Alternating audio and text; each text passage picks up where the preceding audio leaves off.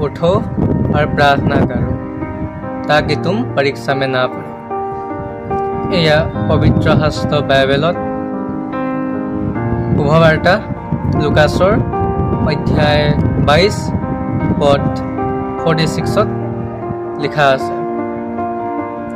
যীশু খ্ৰীষ্ট এজন পাপী মানুহৰ ওচৰলৈ গৈছিল আৰু পাপী মানুহজনৰ ওচৰলৈ গৈ এই বাণীটো নাজিল কৰিছিল। চক বাইবেলৰ ভাষাত যিবিলাক কথা কোৱা হৈছে সেই ভাষাটো আপুনি অলপ বুজিব চেষ্টা কৰিব লাগিব। যিজন মানুহ যিবোৰ মানুহ আমাৰ নিচিনা মানুহ আমি যেনেকৈ পাপত ভুগি আছোঁ, যে পাপত ভুগি থকা অৱস্থাটোক বাইবেলে শুই থকা অৱস্থা বুলি বা টোপনি মাৰি থকা অৱস্থা বুলি কয়। এই পাপত যিজন মানুহ পৰি থাকে, এই পাপ কৰ্ম কৰি ভাল পায়, তেখেত নাজানে যে সত্য কি, গতিকে সেই কামটোৱে কৰি থাকে। সেইটো সময়ত ঈশ্বৰে আহি কৈছে, উঠা, তুমি শুই আছা, যে পাপৰ জীৱন যে পাৰ কৰি আছা। যীশু খ্ৰীষ্টই কৈছে, তুমি যে পাপৰ জীৱন পাৰ কৰি আছা, গতিকে তুমি জাগা, উঠা আৰু প্ৰাৰ্থনা কৰা, যাতে তুমি এক্সামত বা পৰীক্ষা অৱতীৰ্ণ হ'ব লগা নহয়। চক, যেতিয়া নেকি পাপময় জীৱন পাৰ কৰা, তেন্তে আমাৰ জীৱনৰ বহুত পৰীক্ষা আহে। পৰীক্ষা মানে আপোনালোকে বহুতে ভাবিব চাগে যে স্কুল কলেজত দিয়া পৰীক্ষা নহয়। আমি কিবা এটা কাম কৰিবলৈ লওঁ, ভাল কাম জানিবা আমি গীৰ্জা যাবলৈ লওঁ। এই গীৰ্জা যোৱা সময়তে এজাক বৰষুণ আহি গ'ল, সেইটো এটা আমাৰ কাৰণে পৰীক্ষা।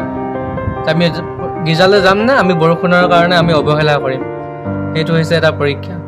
সেই গীৰ্জালৈ যোৱা সময়তে ওচৰৰ এজন মানুহ আহি কেনে বহি দিলে, ঘৰৰ ওচৰত যে কথা পাতিব আৰম্ভ কৰি দিলে।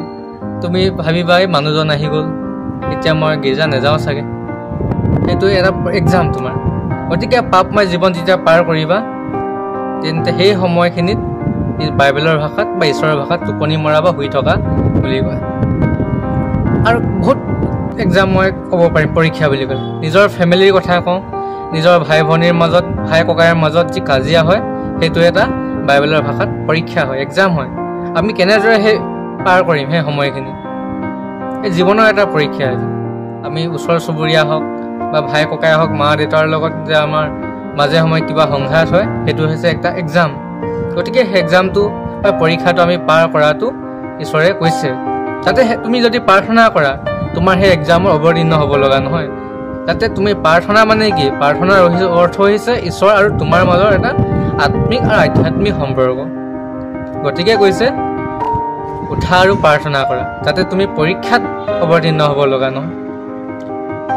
এজন পাপী মানুহক যীশু খ্ৰীষ্টই তাৰ ওচৰলৈ গৈ বচনটো নাজিল কৰি, আমি যাতে সেই পাপৰ পৰা যাতে বিজয় পাম, তাৰ কাৰণে ঈশ্বৰে আমাৰ সকলো সময়তে আমাৰ লগত আছে।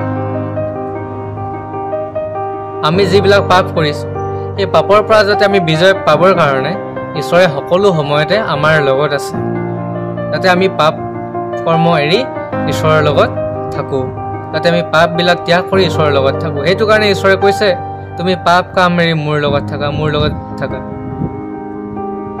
মই ধৰ্মীৰ কাৰণে নহয়, কেৱল মাত্ৰ পাপীৰ কাৰণেহে আহিছোঁ বুলি কৈছে।